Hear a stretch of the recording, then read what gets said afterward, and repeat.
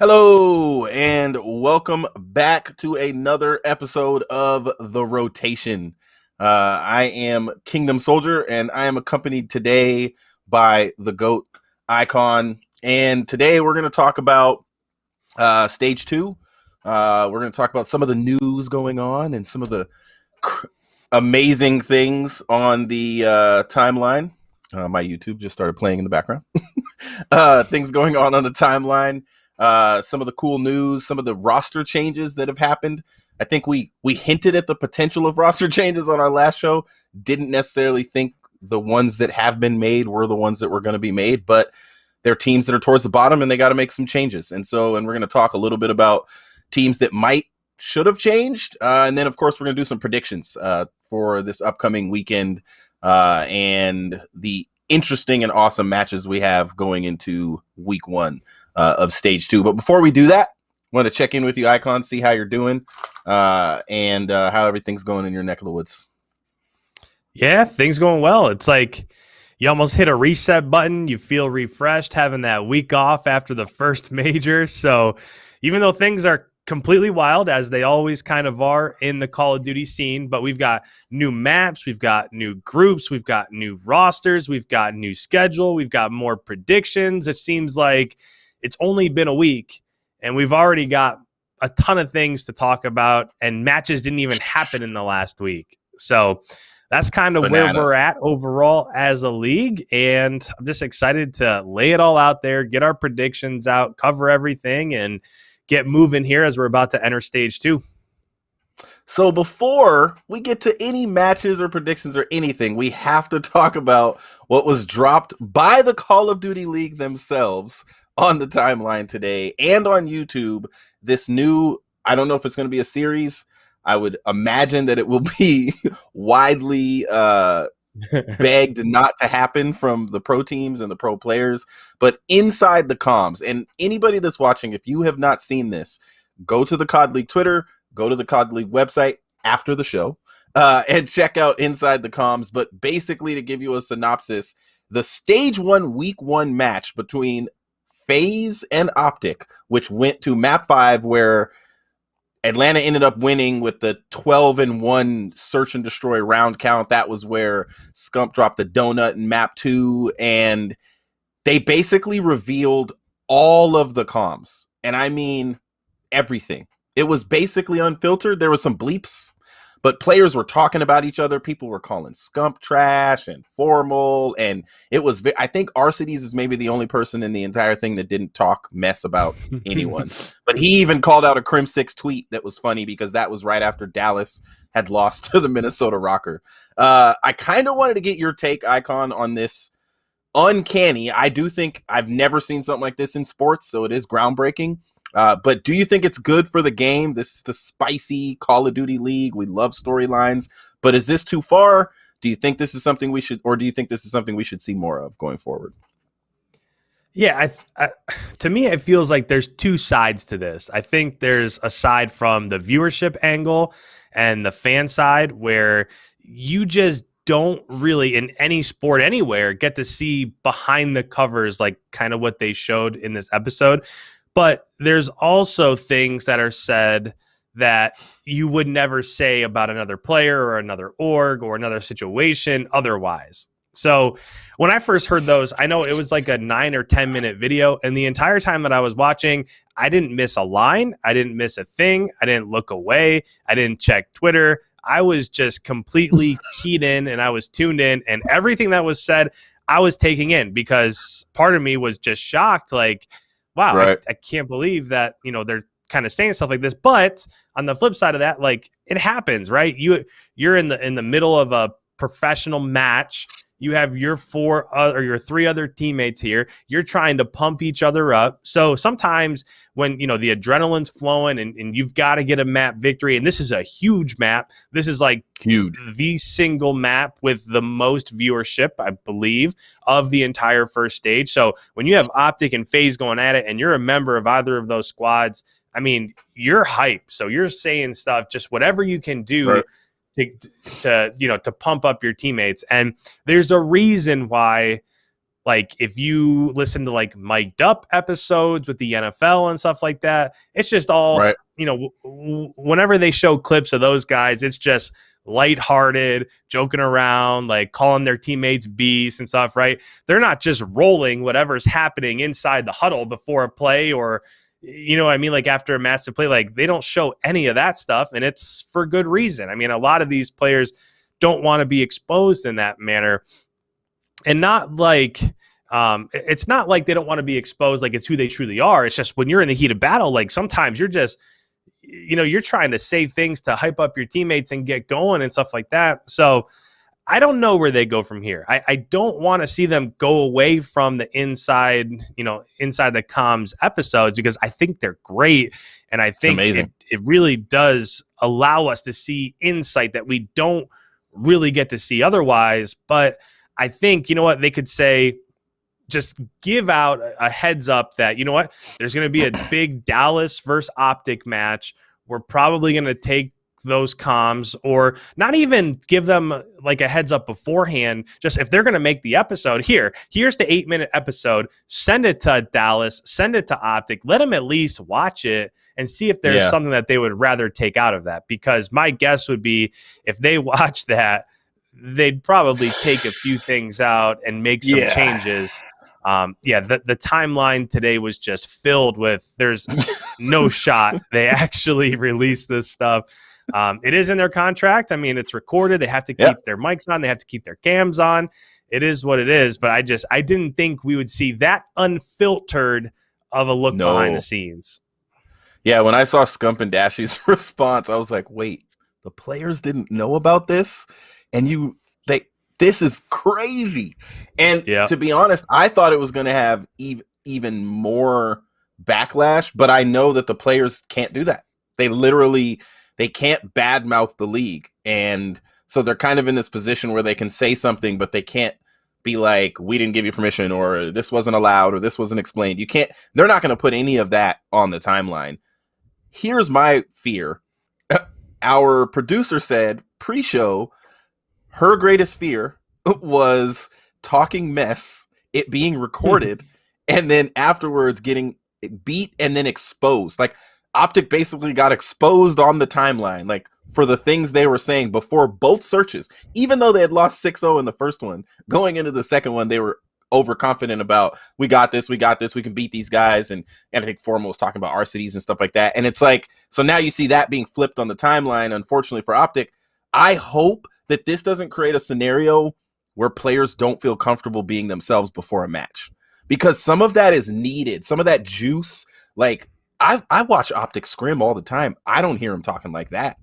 So that's like game day type talk that they reserve for none of us to hear, but we heard it. And so I'm hoping that other teams, knowing that there's recording going on, are like, oh wait, let me not say anything about Scump because I don't want him to unfollow me on Twitter. Like honestly, these people that have futures and like potential, I can't imagine what like a Seam or some of these guys would say about their opponents. But if they know they're being recorded, they might cut it back, and that might actually calm them down a little bit, lower their confidence, because you need that gas like you talked about. So I will say that from a journalistic standpoint, as a viewer of competitive Call of Duty, that was one of the most creative things I've seen us ever like get a view of. You talked about it in the NBA and the NFL. We hear sideline chatter. It's funny. It's haha. It's, oh, I dumped some Gatorade on your head. Haha. Good job, coach. Telling jokes, and they make us laugh. I couldn't imagine if we could hear the players on the field during an NFL football game and what they say when they're on that line talking to the other team. I cannot imagine what that would be like. Nope. We got a glimpse of that today from Call of Duty, and I think other sports are going to pick this up. I think it was awesome for Call of Duty to do. I hope they keep doing it, but like you said, maybe either give a warning or just let the team see it first and give them some veto rights. Like, there's some stuff you can cut out of it. I like what culturally our league is doing this year, going towards this, like letting teams identify themselves. Like their introductions are all unique. The ROKKR's got this like animated, cool thing with birds flying in, and and then you've got like the LA Thieves with their, you know, cool Cali music, and they've got different graphics, and each team has their own unique feel, and they're letting the teams add that and be unique and roll with the culture, you know, that their team wants to promote. And I like that. I do like the individuality. I don't think in the history of Call of Duty, though, I've ever seen anything like this. So make sure you guys go check that out.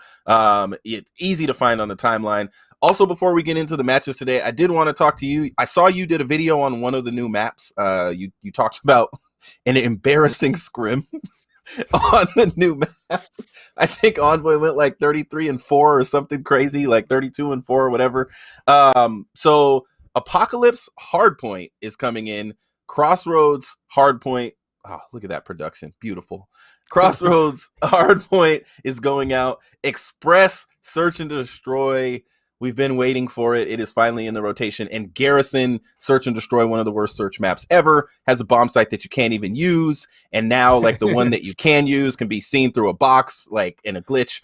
Honestly, this is good news, but I kind of wanted to hear your take on it as a former player, and as someone who breaks down scrims. Like, what have you seen on Apocalypse? I'm sure you haven't seen any Express scrims, but we've seen Express in the past in Black Ops 2. Kind of want to get your take on these two maps coming into the scene. First of all, I think these changes really help out a couple teams. First of all, getting rid of the Garrison Search and Destroy helps out everybody, because that map is you could only go to one place. I mean, there was no way you could push the other bomb site, like you mentioned. It's just impossible. But when it comes to Crossroads Hardpoint, there are some teams that were really good on that map, and there were some teams that was an instant veto. So taking Crossroads out and putting in Apocalypse, I think, like, for example, I think it really helps a team like Optic. They are not the best Crossroads team. They've even talked in the past about how that's kind of a map that they've just vetoed instantly. And then once they started to get a victory in that map, you know, like in the first major, then they felt a little bit more comfortable, which is why they played it again in their last match against New York before they ended up getting eliminated. But Apocalypse overall, I think it's a really good map. I don't think it's like the cleanest map in terms of, you know, like making sure each one of the hard points is where it needs to be, and that it's, you know, it's fair for both sides or whatever. But there are 5 hard points, so it's like it's more of a classic map. This year we've had some maps where you have 4 hard points, and it makes it to where, like, well, if you can just string together 3 and 4, 1 and 2 doesn't really matter. Like, in fact, that was kind of how Crossroads was, right? When you're playing Crossroads Hardpoint, as long as you could just somewhat contest and keep it close for P1 and P2, you have spawns for P3 and P4, you're probably going to end up winning that map. This one's not so much like it. So P1, P3, and P4 are all pretty much contested territory right in the middle of the map based on their lanes. P2 and P5 are money hills, and if you hold those spawns, you're probably going to end up getting a victory. So, I mean, it does end up playing true. I like to go through and just kind of see like where you want to be based off spawns. How do you want to push each hill, you know, if you don't have those spawns? And it seems like it plays pretty well. It's not a map where, wait, why did that person get that spawn and why did they spawn out? Like, from what I've seen so far, it seems to play pretty true. And it's like, okay, P2's right side of the map. You want to hold those temple spawns. And as long as you hold the push through temple, you're going to end up holding those spawns and everything's going to be great. So I like the addition of Apocalypse. I think it's a much more true map than Crossroads. And then Express Search and Destroy. You could take any one of those Black Ops 2 Search and Destroy maps and plant that inside Black Ops Cold War, and it's going to make the game better overall. Standoff. Yeah, I mean, standoff hardpoint is like almost on the same level as raid hardpoint. It's just such a great map. But Express Search and Destroy, you can access both of those bomb sites. There are clear lanes. There are power positions on both sides of the map. It's just Express S&D it just plays the way that you want an S&D map to play. So I think going forward, this is a good move. I think both of those maps are ones that the majority of teams are probably going to like, probably going to feel comfortable with. And I think ultimately it probably expands, you know, like the possible map picks that we're going to see as we get into stage 2, because we started to see like the same maps over and Yeah. over. Yeah. Like, for example, when you saw matches during the first major, there were multiple matches where you saw raid back to back to back, like 3 Yep. raid maps in a row. And that's just because it's a map where as long as you do what you're supposed to do on raid, you're going to end up winning. Whereas some of those other maps, it just doesn't feel that way, especially like Garrison or Crossroads.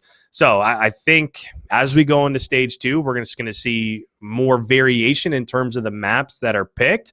And I think overall, it's going to make for a more exciting product to watch. Yeah, I agree. And, I'm a weirdo. Like I told you pre-show that for me, that a hectic map like Crossroads actually, I don't know, works in my favor. If it takes too much teamwork and skill and predictability, like, yeah, I'm not your guy. But if I just need to run around and get cutoffs and kill people and where they're not going to think where I'm at, play like Envoy or something, I can get away with that on a map like Crossroads because it's small enough. People just running and they don't even know, like, they don't think, maybe there's a person right here, so I love the hectic nature of that map, especially for 4v4. 5v5 would never work on a map that small. But for 4v4, it felt like that little bit of hectic craziness that we got. And you're right that a few teams, they're going to miss that map, honestly. Like, there was teams that nobody else could figure out how to beat them on it. I actually enjoyed, even when they lost from time to time, I think they might have lost once on it, I liked watching Dallas play that map. I remember, like, watching them run around and play on it. And so we'll see how these new maps go. I'm sure they're going to be played this weekend. They're going to work into the rotation. The first time an Express S&D comes on, my brain right now, as we're talking, I see Nadeshot running around a corner getting killed.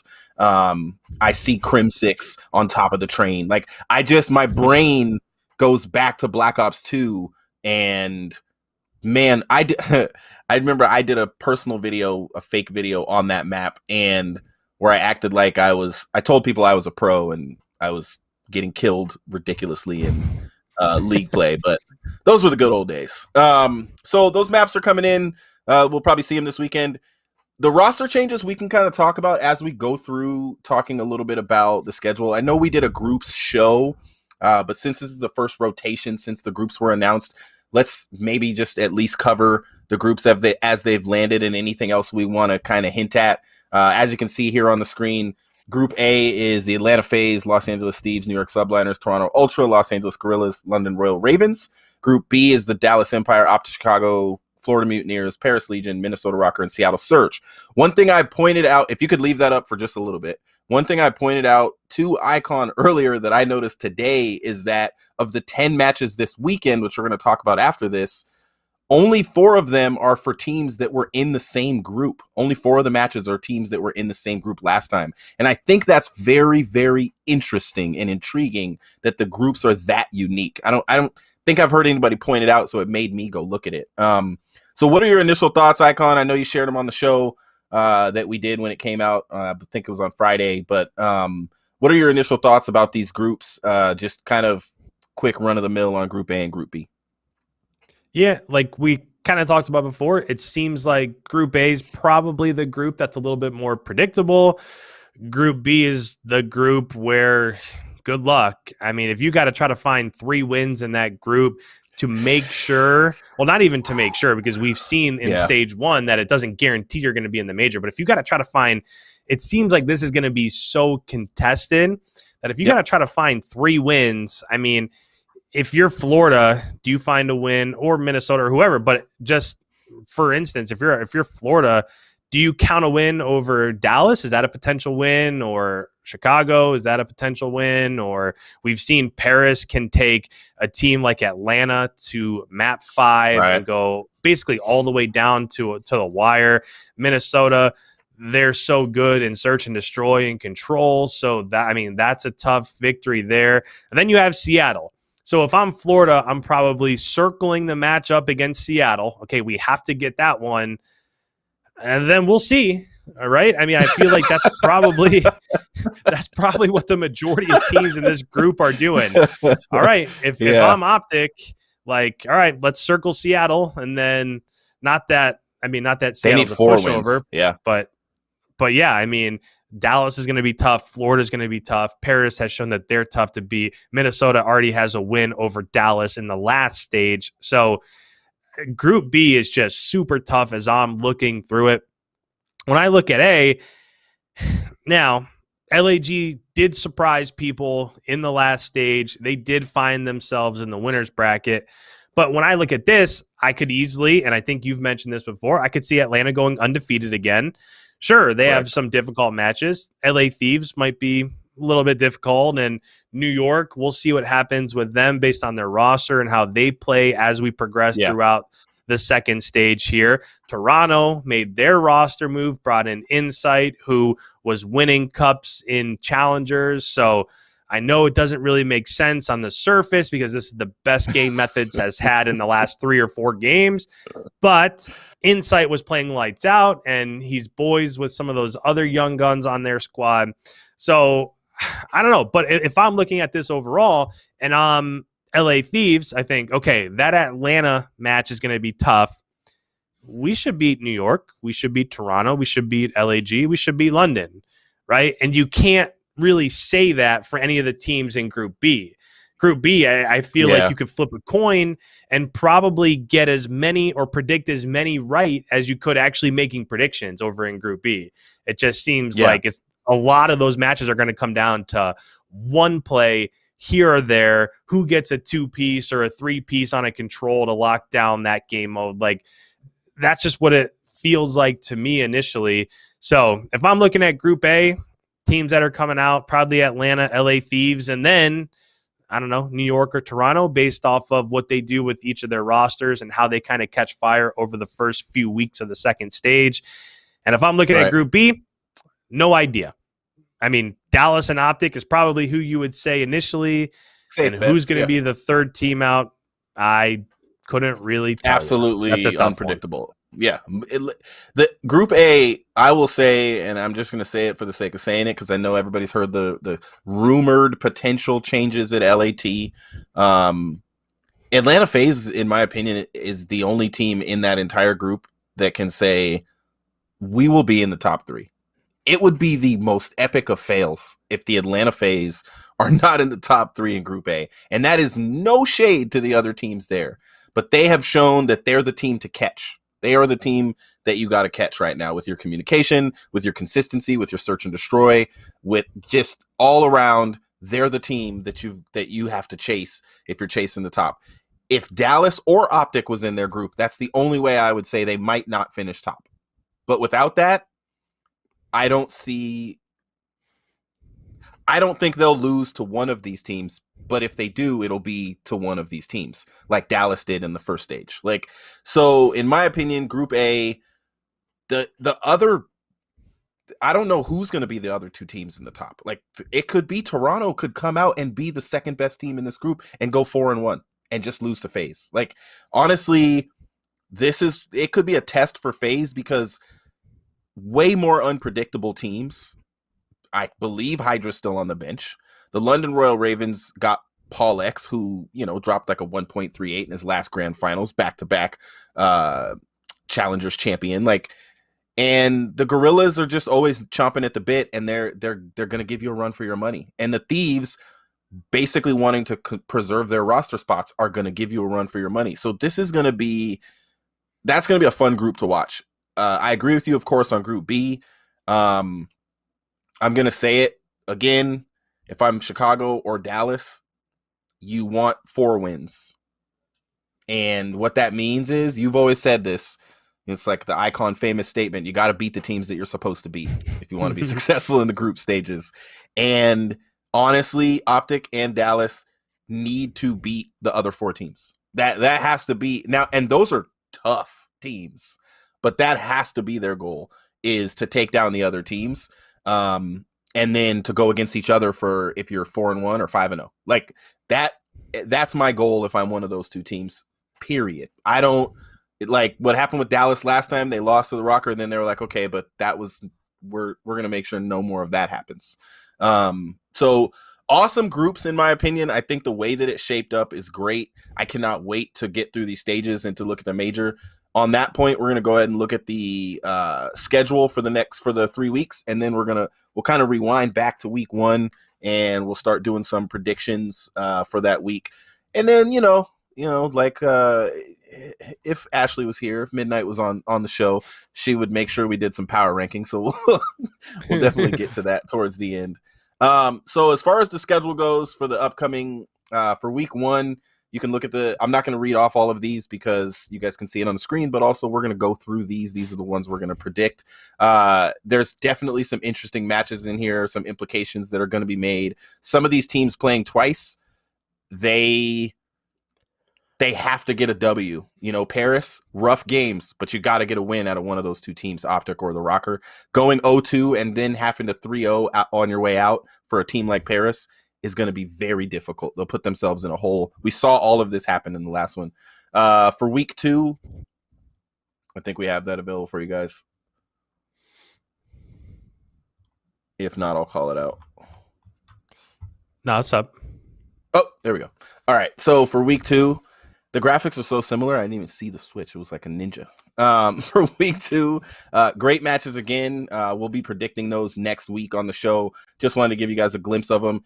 And what I really wanted to get to was to show week 3, because I think that the final match, this league is getting so good at scheduling matches. Like that match, Dallas versus Optic Chicago, it is potentially going to determine who gets first in that group. And because of how tiebreakers have worked in the past, it could determine one of these teams not even being in the winner's bracket. Think about if one of these teams has 2 losses already and they play this match. Or if they have 1 loss and they go to 3-2, but another team that's 3-2 has the tiebreaker over them. Like, this is that match, the last match, Dallas versus Optic, of course, in my opinion, was the best match to watch at the Stage 1 Major, is going to be a banger. And that'll be the last match before we go into the Major for Stage 2. It'll set the stage, no pun intended. All right, so IKON. Let's do some predictions for the matches that we have coming up this weekend. I'll start actually. And since there's not a lot and we're actually doing phenomenal on time right now, we'll go match by match. So I'm going to start with the New York Subliners versus the Atlanta FaZe. I'm going to say Atlanta FaZe is going to win this 3-1. I think New York is going to come out and potentially take a map off them. I don't know if you're allowed to switch during the stage, like pull in a sub like Hydra. And I would think, honestly, that New York is going to kind of gauge how they do against Atlanta and maybe make a determination that for the Thieves match on Sunday, they'll switch. But I still see no matter who's on the roster, Atlanta FaZe is going to come out swinging. They're going to want to prove, hey, don't even think that we're off our, you can change maps all you want. You can change meta. You can pull in a QBZ. You can get rid of, weapons that we like, the XM4 or whatever. We're going to be fine. So I think Atlanta FaZe 3-1 in that first match on Thursday versus Subliners. What do you got? Yeah, I can pretty much say throughout the entirety of Stage 2 until I see like a team like New York or a team like Toronto really take Atlanta and push them to a map 5, or maybe they'll win a match. It hasn't happened yet, but potentially it happens. I think until you end up seeing Atlanta break down a little bit and show that, okay, they're not very good at Apocalypse, or for whatever reason, they're not great on Express Search and Destroy. And if you start to see a couple of Achilles heels like that, then you can start to look towards Atlanta and okay, maybe there's a path to victory against them. But since we haven't really seen it throughout the first month of the season, it just seems like right now you'd kind of be crazy to pick anybody to beat them unless it was one of those other top 3 teams like Dallas or Chicago. But that's the beauty of winning the first stage, is that you're going to get the first pick of who goes elsewhere. And if you win that stage, you're probably one of the other top 3s are probably already in that other group. So you're sending the other top 3 over there. So you're just avoiding those 2. So it's like if Dallas wins this stage, Atlanta and Chicago are probably in the other group. Or if Chicago 100%. wins this, Atlanta and Dallas are probably in the other group. So it's awesome. Definitely, Yeah, it definitely gives you an advantage winning that first stage because you get to avoid the other two top teams at least. And then after that, if there's 5 or 6 teams, I know we're getting totally off track here, but it's just this is how it Yeah, goes you're on good. this show. If you get 5, if there's 5 or 6 other teams there where like Florida or Minnesota or LA Thieves or New York or Toronto who can come out and just surprise you, and you can end up Yeah, dropping a map there. So I mean, when I'm just looking at this, going back to the original point, until one of these teams shows that, okay, Atlanta's lost back-to-back Apocalypse hard points or something, I'm probably not going to pick against them. But that's not to say that I have any less confidence in New York, because I don't think correct. that's Yeah, a thing either. I I don't know what they're going to do with their roster moving forward. I don't know if they're going to sub in Hydra and who they're going to sub him in for, or if it'll just kind of be a rotating door there. My guess would be probably not, but based off what they did against, the run that they ran in the first major with their win over Optic and their win over LAG and their win over Florida and just that run that they went on, I think against any other team, it's probably a toss-up with New York. But in this one, until Atlanta shows a little bit of signs of weakness, I'm going to continue to right. pick Atlanta. So I'll give a map to New York, sure. Maybe like the control. I don't think that they would win a search, but maybe they get lucky in the control. So we'll go 3-1 Atlanta here in that first matchup.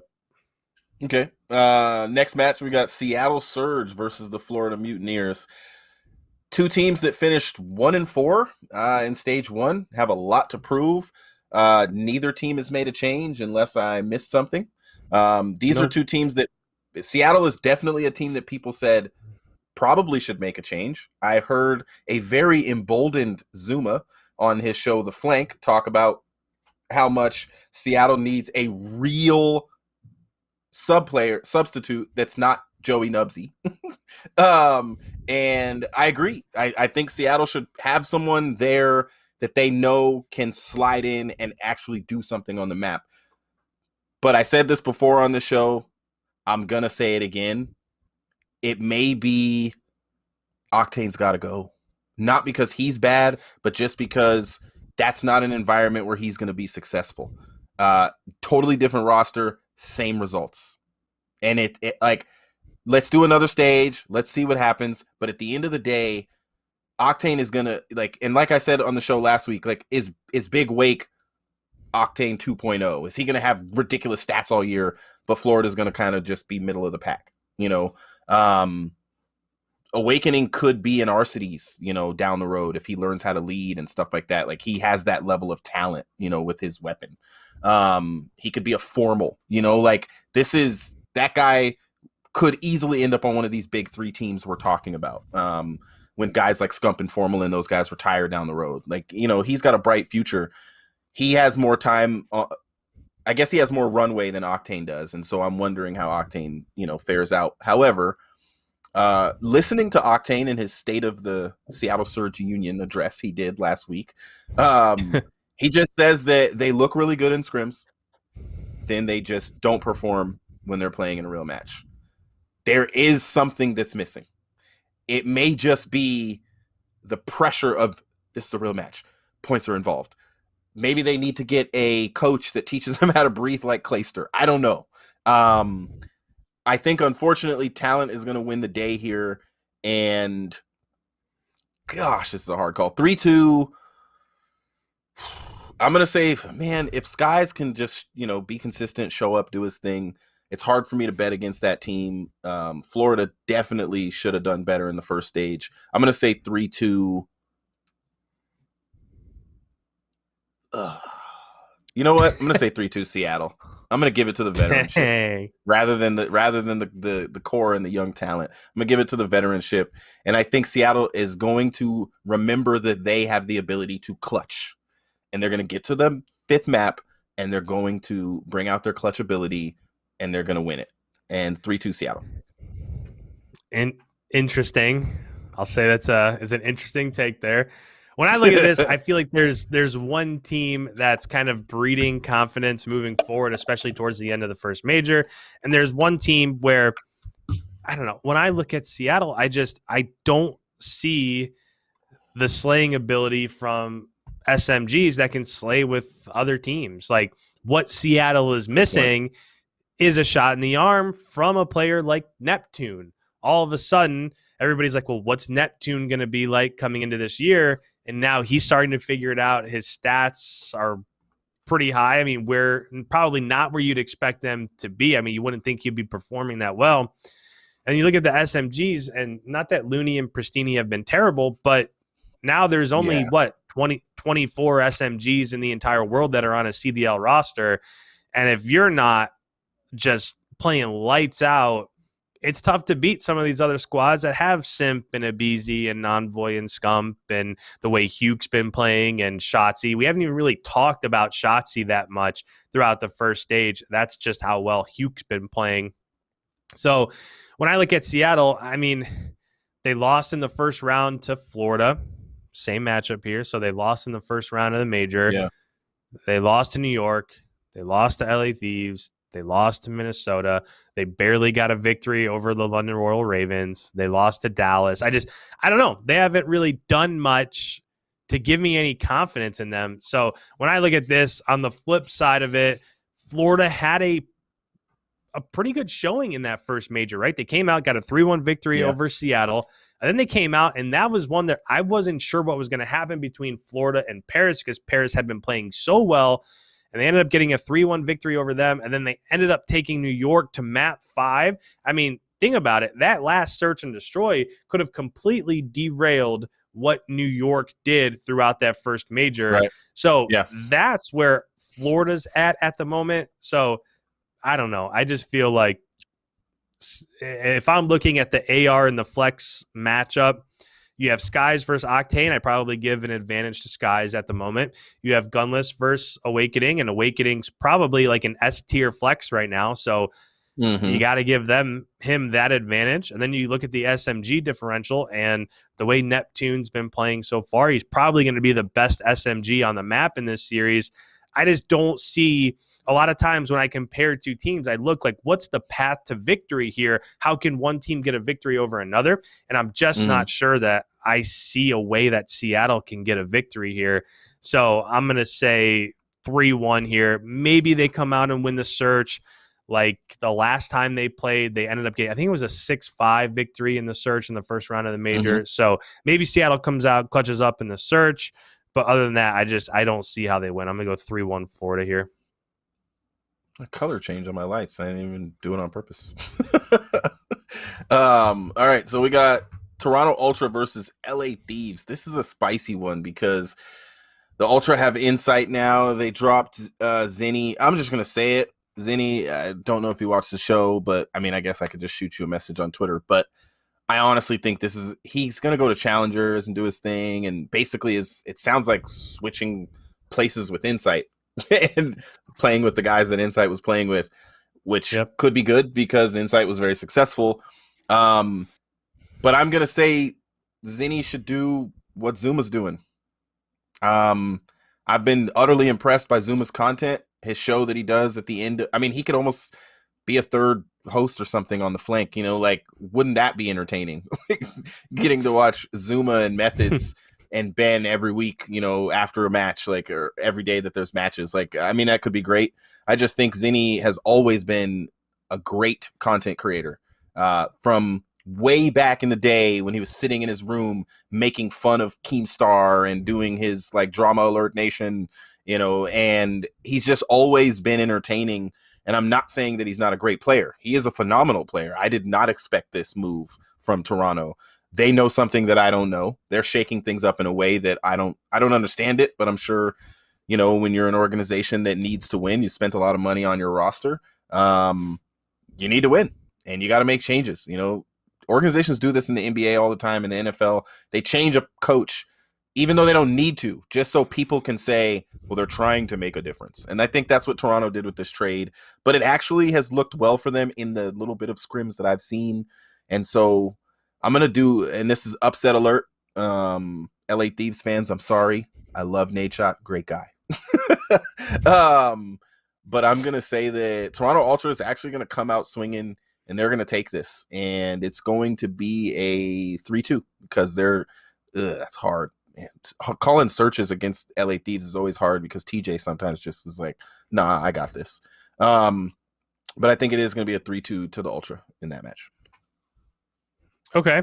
So, interesting part of this is I feel like there are two storylines here. One, the last time these two teams played, it was an easy 3-0 victory for LA Thieves. This is the match that actually ended up knocking Toronto out of the stage 1 major after Toronto got that victory over Minnesota. So, they did look good in that victory over Minnesota.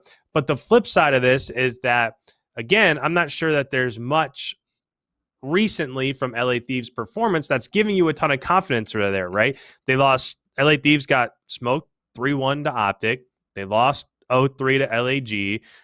To end the first stage group play, they lost 0-3 to Dallas. So it felt like after the first couple weeks here, like, okay, LA Thieves is legit. Like, they're coming out, they were like first or second in hardpoint, first or second in the league in control. Then they come out and they drop a bunch of 0-3s, but they did get a 3-0 victory over Toronto to knock Toronto out of the major. Yeah. So I really do feel like it's kind of put up or shut up time for LA Thieves here. I mean, if they come out and in this stage they get a couple more 0-3 losses or 3 more 0-3 losses, like there's no way that Nadeshot's going to be satisfied with that roster how it is now. And the flip side of this is that even though we didn't expect Toronto to make a move and for that to happen to Methods, Insight is, I mean, that dude's a beast.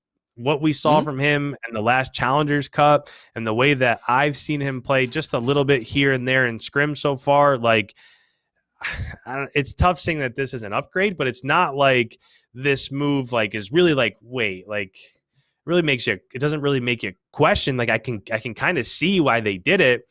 So that's kind of where I'm at on both of those squads. I don't have a ton of confidence in LA Thieves, but Ultra's coming off a roster move, and the last time they played, it looked like LA Thieves was way better. So until I see Toronto prove it, I'm going to go LA Thieves here. But I do think it'll be super close. It'll go to map 5. I'm going to say 3-2 here for LA Thieves, that first match on Friday. All right.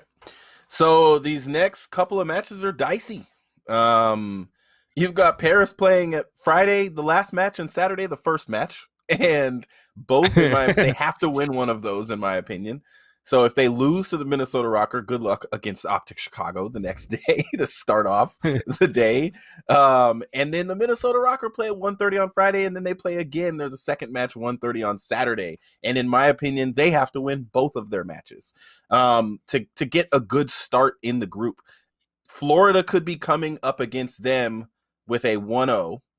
And if Florida beats the ROKKR and they're 2-0 at that point at the end of Saturday, and the ROKKR are 1-1, Florida's sitting pretty like, all right, we beat the ROKKR, we beat Seattle.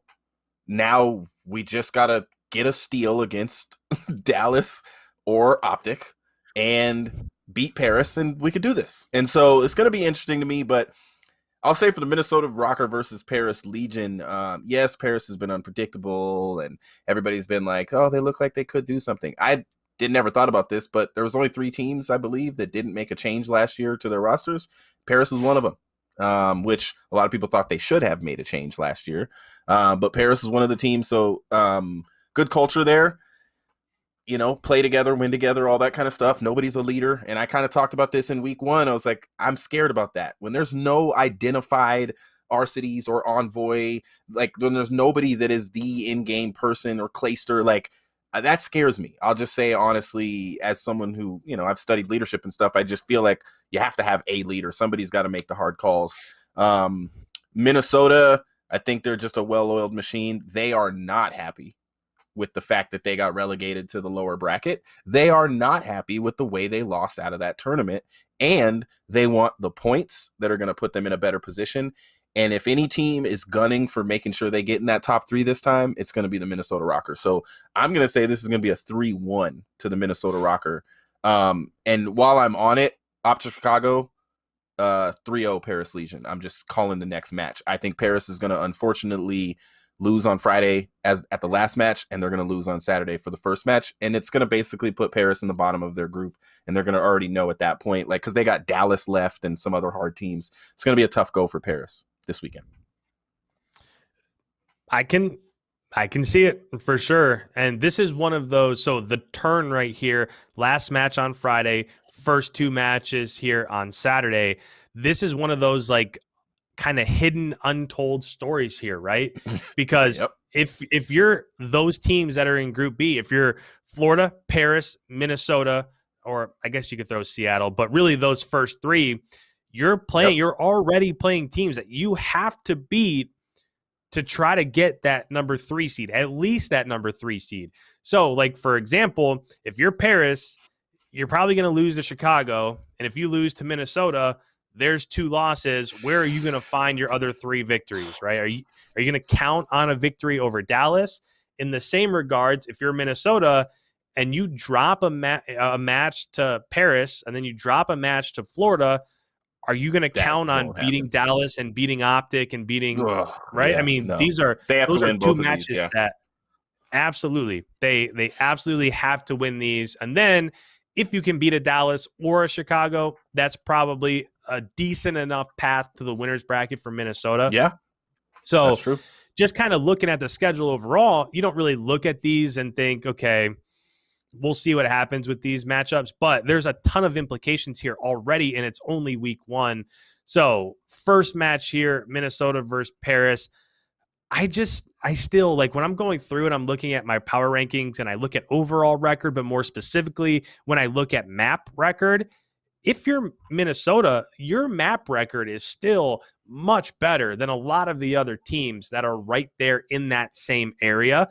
Like, if you're comparing LAG and Minnesota, Minnesota's map record overall, I want to say, is like 12 and 11. Like, they're positive. And if you look at LAG, they're like 12 and 18 or 12 and 19 or something in there. And you're like, well, one team is clearly performing better.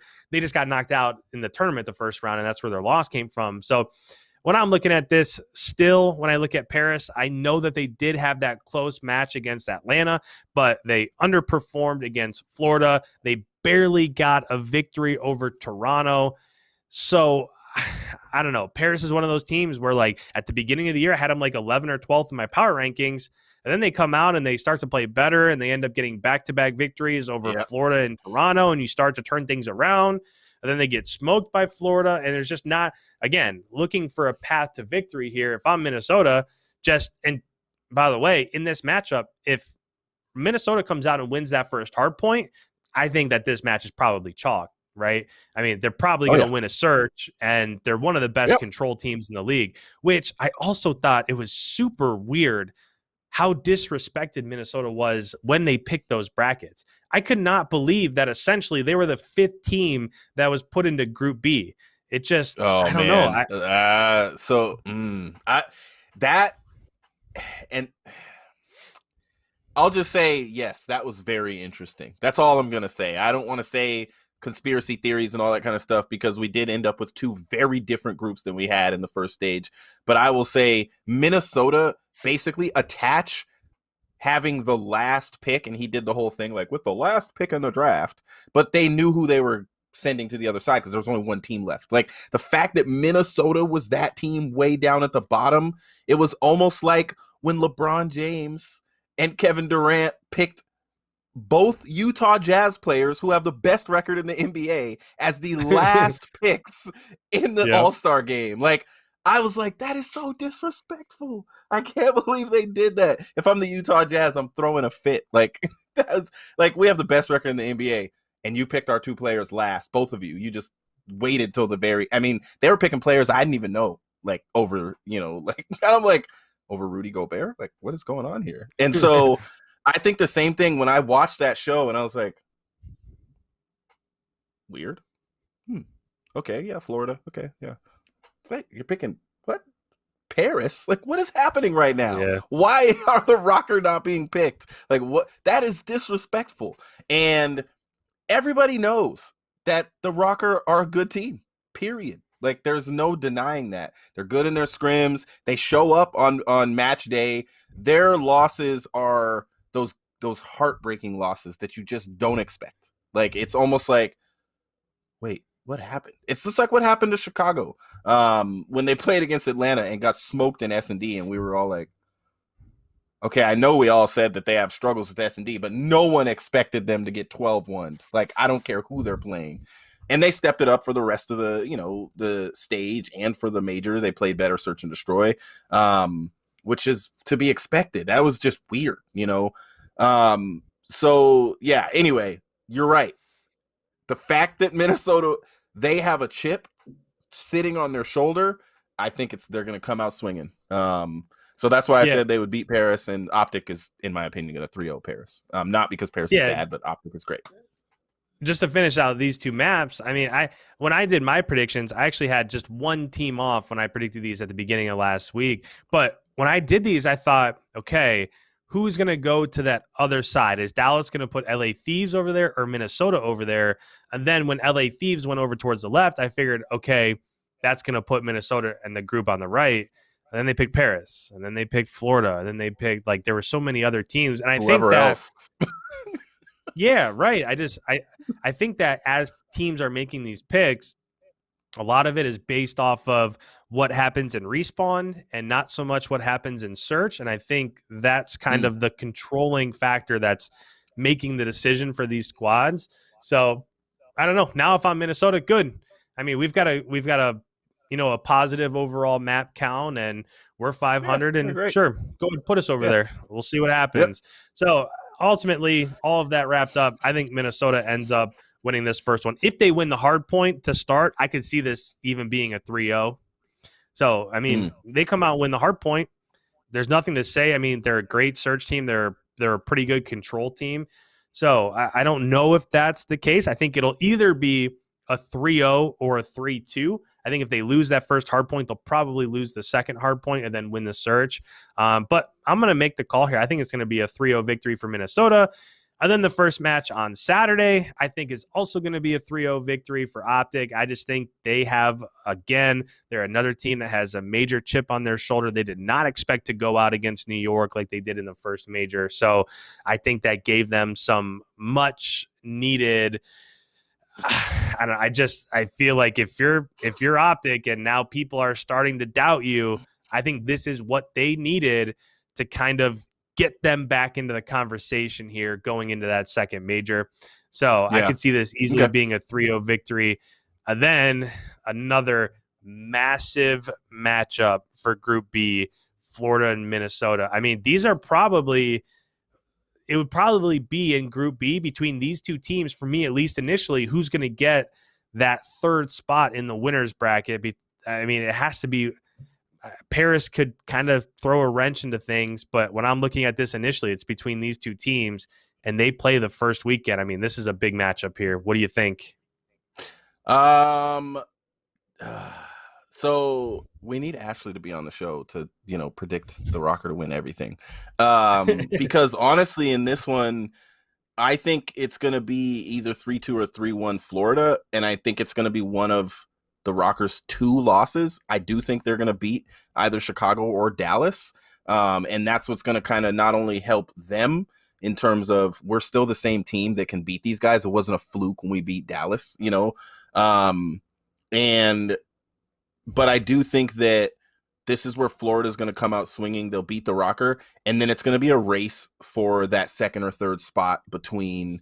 But I also think Dallas and Chicago could drop 2. I think this is going to be tiebreaker heaven in this group. It's going to be really tough to call. You could see a lot of 3-2s, in my opinion, in this group. And then maybe some 0-4s, 0-5s. I mean, honestly, there's a couple teams that just are going to be like Paris. They're going to be in a rough spot because people that need those W's are going to get them there. So I'm going to say 3-2 Florida, and no storylines, nothing interesting like that. This is total. Mostly this is gut, and it's Florida is going to be fresh off of watching the Minnesota ROKKR play against Paris. They're going to be fresh off of a potential W over Seattle, even though I picked Seattle to win. And if Seattle beats them, then even more so, they're going to be like itching for this Minnesota ROKKR match. And I will say, if Seattle beats Florida and then Florida loses to the ROKKR, type F to pay respects. That's going to be rough. Like, honestly, that's not, you go 0-2 if you're Florida to start. That's not looking good for the rest of the, because you still have to play Chicago and Dallas. And so I'm going to say that that's going to be a 3-2 for Florida. Yeah, this is another one of those that I really do feel like this match could decide who ends up getting that 3 seed. So it's a super tough one to call. If we look at what the two teams have done recently, obviously Minnesota coming out and not having the type of performance that they wanted in the first major, whereas Florida kind of turned around and went on a mini run there in the first major. If you're just looking off of, what have you done for me lately type basis, you'd probably lean towards Florida. I wish we could make these predictions after we saw the first matchup between these two teams, because it might be a little bit more telling based off of, well, how is Minnesota playing on Apocalypse Hardpoint, or how is Florida playing on Express Search and Destroy, right? I mean, those are more factors that are thrown into the Right. situation here. But if I'm looking at these two teams right now, I just feel like Minnesota really has to show me something. I again, going into this year, I thought Florida was probably the 4th best team, and I think as of late, they're probably showing that. So, not that they're like, okay, Florida's a number 4 squad, but I think that they're really good, especially from the AR and flex position. So I think that's a tandem that's tough to hang with. I think it'll go map 5. And if it does go map 5, that's where it's kind of tough to vote against Minnesota, because they're so good in search, even though they did lose the map 5 to Toronto to get knocked out of the tournament. In most instances, like if Atlanta's going to a map 5, it's tough to vote against them, right? It's tough to pick against Atlanta in the map 5. I kind of get the same vibes from Minnesota because they're so good in search, but I just think the way Florida's playing right now, I don't even know if it'll go to a map 5. I could see it, but I'm not sure. I'm going to go a 3-1 victory from Florida here, but if Minnesota wins this, they're going to be 2-0. All they'd have to do is just get a victory over Seattle, and they don't even really have to worry about Dallas and Optic anymore. So big storylines here in these 3 matches, but I'm going to go 3-1 Florida. Okay. And if Ashley were here, she would tell you ROKKR all day, ROKKR all the way. Minnesota ROKKR 3-0 over the Florida Mutineers. Yeah. I'll punch the prediction in for her on the spreadsheet. and not that they can't win this series, because they honestly, but that, in my opinion, at this point, Florida's not a team they should beat. That's a team that they should compete with, in my opinion. And so we'll see how it goes. All right, Saturday, 3 p.m. We'll breeze through these so we can get to power rankings, hitting that hour mark. So Dallas over Surge. I will call that a 3-1. Dallas over Surge. If Dallas lost that, I would not be surprised. And then if they didn't lose for the rest of the stage, I would honestly not be shocked. Dallas is just silly. But I'll say, for what it's worth, something you said earlier about, like Shotzi and Illy, they almost feel like they did last year at the beginning of the season, where it was like the attention just wasn't on them. Well, it was in a negative way. And outside of Illy with his little hoodie up and all that, like, I think everybody was like, oh, they're a bust. These young guys, they don't know how to play on LAN. And then they not only did good on LAN, which they did, for everybody saying that they're online warriors or whatever. They did do good on LAN, and they played well, and they're the only team. Like, there was 3 teams that didn't make a change last year. Going into this year, if they didn't have to drop Clayster, they would have kept him. They are the only team right now in Call of Duty that has had the same roster for the last 2 titles. And that chemistry is what they need to win championships, or at least place top 3, probably in every major this year. And will put them in great position for the champs bracket. Royal Ravens and Gorillas, man, if the Royal Ravens could come out with Paul X and do their thing, like, rest in peace, Parasite, that's the homie. He so gracefully is handled leaving that team. I love to see it on the timeline. Parasite telling people not to flame London, like they made a big mistake. He talked about that there were just some things going on that the team needed to work on. Pulling in a new player like Paul X was going to help that. And he has no ill will. And that's what I wanted to see from Parasite. No matter what happened while he was playing, I didn't want to see him spewing on the timeline that, toxic things like these guys don't understand, they won't listen to me, blah, blah, blah, blah, blah. Yep. And I didn't want to see him when he didn't get his contract renewed. Parasite is already like, all right, let's go. Challengers, pick me up. He's just ready to go back, play Call of Duty. Love to see it. And I'm going to say that's such an unpredictable match. The Gorillas should win this. So I'm going to say 3-2, though, to the Gorillas. I think they're going to have to show some of their S&D prowess. And I'll go ahead and predict the last match. Atlanta FaZe over the Ultra 3-2 as well. Wow, 3-2 there in that one. Okay. So, again, I'm pretty excited. I know, like, coming into this weekend, like, you think, like, LAG versus London, like, that's a matchup that you're excited about. But I don't know, just the roster moves that London made, Paul X is really freaking good. Like, if you've watched him from his point of view and what he was doing back on Wester, like, this guy can play. And actually, a weird little note here, if you're watching that and they ever just kind of zoom in on his play style, something that's really weird is that he'll take like 4 or 5 steps and then ADS real quick, and then 4 or 5 steps and ADS. Like, he ADSs in the middle of sprinting more than anybody I've ever seen. Like, he's always like prepared for a gunfight. It's a really weird play style. It's one of the, like, I don't know. It's just interesting to watch. But I don't know. I think with him and Shawnee, all of a sudden you have a tandem there I think that those two are going to be pretty good. I still don't know if London's going to be able to get the productivity out of their SMGs that they need. And ultimately, LAG, I know that they didn't have the matches that they wanted in the first major, but they did get that victory over LA Thieves. And before that, I mean, it was kind of up and down. I mean, they're a team that's very similar. Both of those LA Thieves, both of those LA teams are pretty similar to one another. But when I look at this, if I'm calling an upset, I think this is going to be it. I just feel like, I don't know, like there's nothing that's really stuck out to me from LAG. I think that they are a dangerous team. If I'm LA Thieves or Atlanta, I mean, that's one that you absolutely cannot gloss over them when you have a matchup against them. Yeah. Right. I mean, I think that they're dangerous, but I don't know. I really think that this move might be the ticket here for London. So I think it'll be close. I think it'll go map 5, even though they're coming off of another roster move and more shakeups. I think that this might be the one. So I'm going to go 3-2 London here. And then in that matchup with Atlanta and Toronto, again, I don't know. This is another match where I'm not going to pick against Atlanta, but I wish we could see what Toronto did in that matchup with LA Thieves earlier in the week, because if we could see that, and if they got an impressive victory over LA Thieves, now you might say, well, this one might go map 5, and who knows what happens in a map 5 search, even though most of the time we're going to say Atlanta's going to win those, but I could see how it would be a toss-up. I don't know how Toronto is going to end up. But you're still going to say Atlanta with LA Thieves. I'm still going to say Atlanta. So probably a 3-1.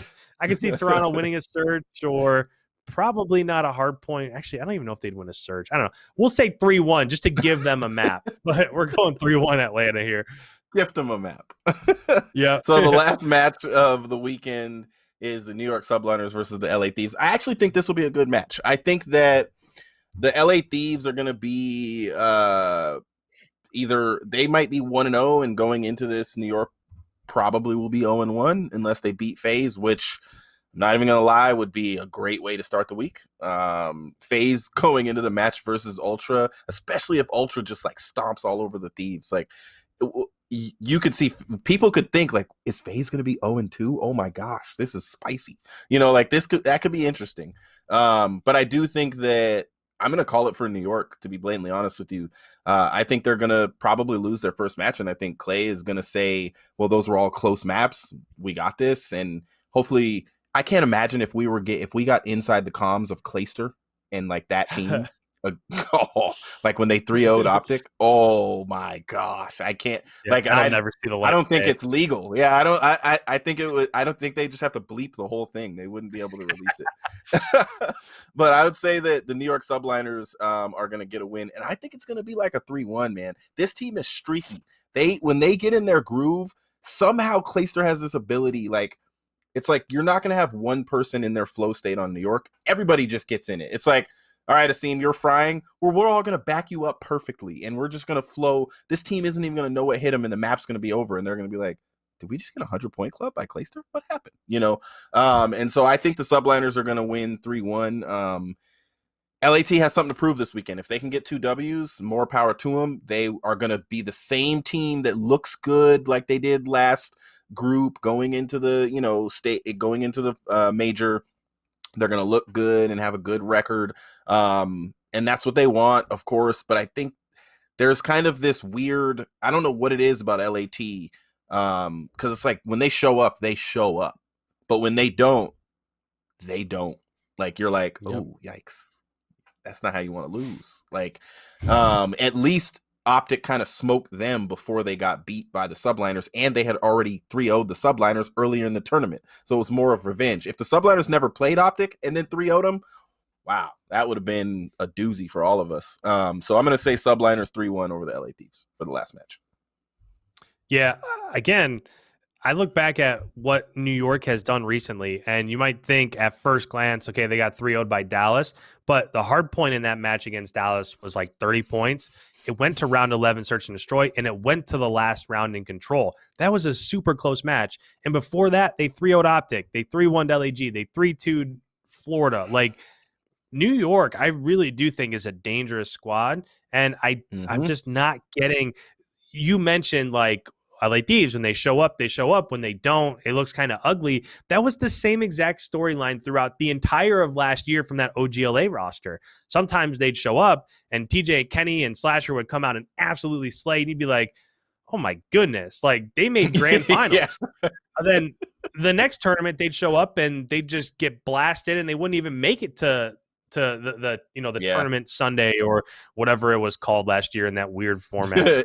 So that's just right now when I'm thinking of those two squads, like LA Thieves, I don't know. They're just so streaky.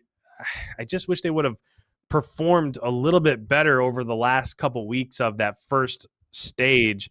Right now, I look at New York and I think there's no way that roster is going to sit back and say, all right, we've had a good couple weeks. Let's take some extended time off and let's visit our family. And then maybe we'll come back and play some. Like, there's probably no other team grinding like Clayster has New York grinding. It's just the way he is. It's just his mentality. Well, I mean, only other team would be Dallas, to be honest. Yeah, Dallas. Okay, maybe you could say like Dallas, and of course Atlanta, because that's all that Atlanta does is just grind all the time. But still, there's nobody more motivated going into this stage than New York. Correct. So I think New York wins this matchup. Man, there are some good matchups here. I'm going to say probably in 3-1 fashion, but even like at first glance from this week, like you might think, okay, there's not a ton of like, there's no Dallas versus Chicago or Atlanta versus Chicago, or there's none of those like top tier matchups, but it seems like every day there's a storyline that could literally determine the outcome of the second stage for seeds going into that second major. So even though, I mean, it's only 3 weeks and there's some super important matches here. So I'm picking New York in that next one, but I'm pumped overall. I feel like each of these days has major implications and we've got a lot to look forward to, and they start in 2 days. So it's almost here.